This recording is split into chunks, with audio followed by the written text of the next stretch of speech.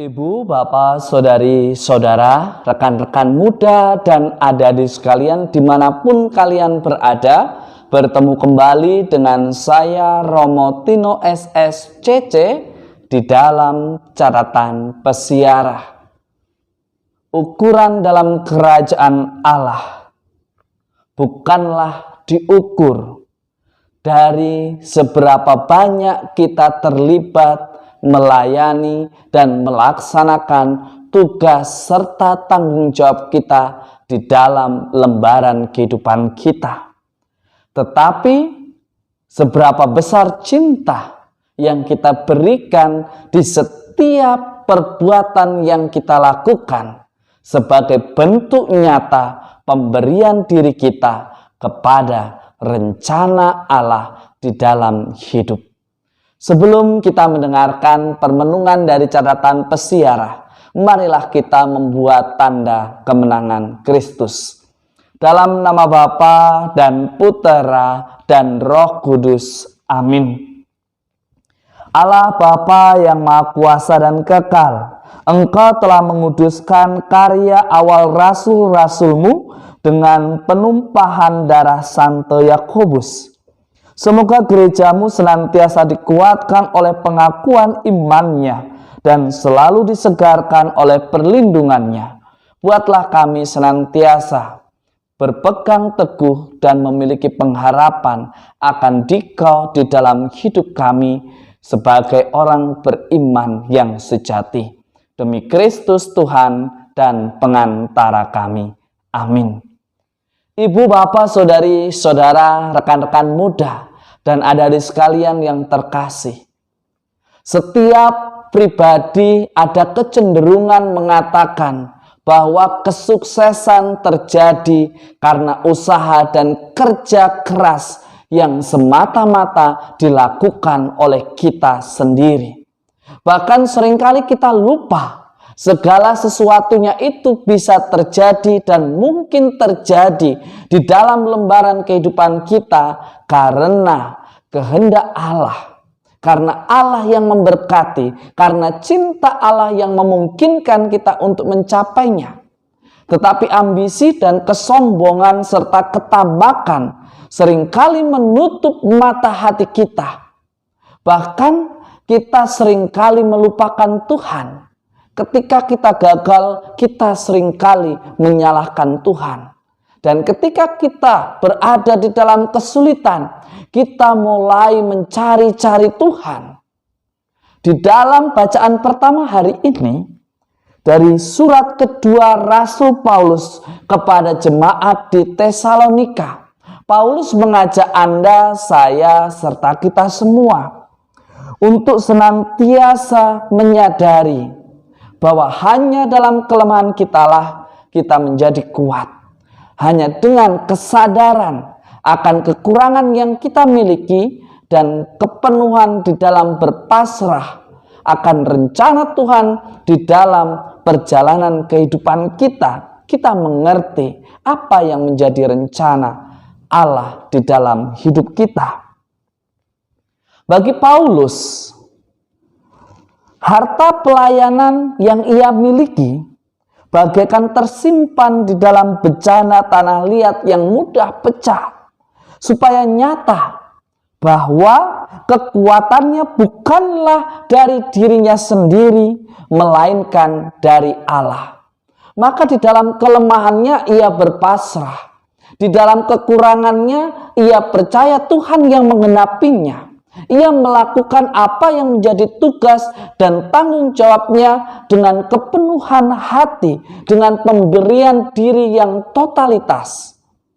Pemberian diri yang total diikuti tidak hanya dalam kata, tetapi ia melakukannya dengan penuh sukacita.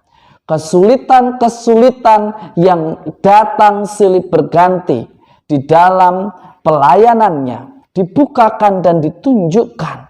Tuhan yang hadir melalui pribadi-pribadi yang membantu dan menerima dia sesudah pertobatannya. Kita bisa belajar bahwa kesulitan di dalam hidup setelah pertobatan adalah orang-orang yang bisa menerima kehadiran dan pertobatan kita. Karena banyak dari kita lebih mudah menghakimi, karena banyak dari kita lebih mudah menghujat.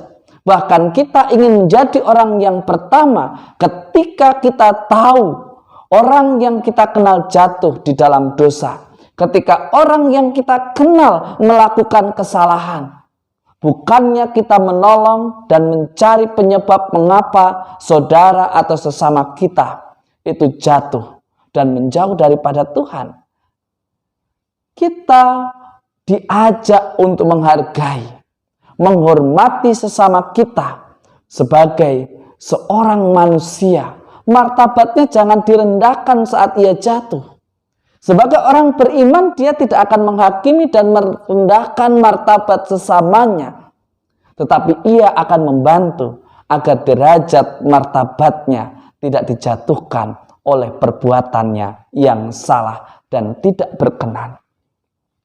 Maka hari ini Yesus menegur ibu Yakobus dan Yohanes yang mengajukan sebuah permintaan khusus, di mana ia meminta Yesus agar Yesus menempatkan anak-anaknya satu di sisi kanan dan satu di sisi kiri.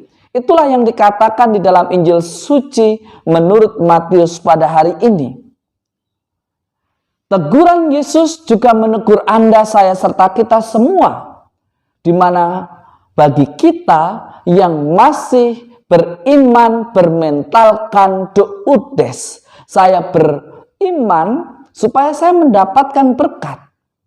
Saya melakukan supaya saya mendapatkan imbalan. Akhirnya kita bekerja tidak penuh dengan sukacita, tetapi kita fokus pada hasilnya. Sekali lagi, perjalanan hidup adalah sebuah proses yang berakhir pada kematian dan bukan pada hasil. Kebahagiaan adalah teman yang memaknai dari setiap kegiatan kita. Beranikah kita untuk senantiasa mencari destinasi atau tujuan pada kehidupan yang abadi? Maka lakukanlah segala sesuatu yang menjadi tugas dan tanggung jawab kita dengan penuh sukacita. Bukan hanya sekedar main-main, bukan hanya sekedar karena saya butuh dan memerlukan, tetapi mari kita lakukan segala sesuatunya di dalam cinta. Mari kita awali pekan ini melakukan perbuatan dengan cinta yang luar biasa dan berani memberikan diri seutuhnya. Barang siapa mampu dan sanggup memberikan diri secara utuh, ia akan melayani dengan penuh sukacita. Semoga berkat Tuhan senantiasa melindungi dan memberkati kita, Bapa dan Putera dan Roh Kudus. Amin. Ibu, bapak, saudari, saudara, rekan-rekan muda, dan adik-adik sekalian yang terkasih, apakah kita pada awal pekan ini mengawali hidup kita dengan ambisi yang menggebu-gebu, ataukah kita berani untuk lebih bijaksana, memberikan diri secara total, baik untuk keluarga, baik untuk diri kita, baik untuk martabat sesama, demi kesejahteraan bersama. Selamat mengawali pekan ini dengan penuh sukacita. Jadilah pribadi beriman yang berani memberikan diri dengan ketulusan dan keikhlasan. Tuhan memberkati. Amin.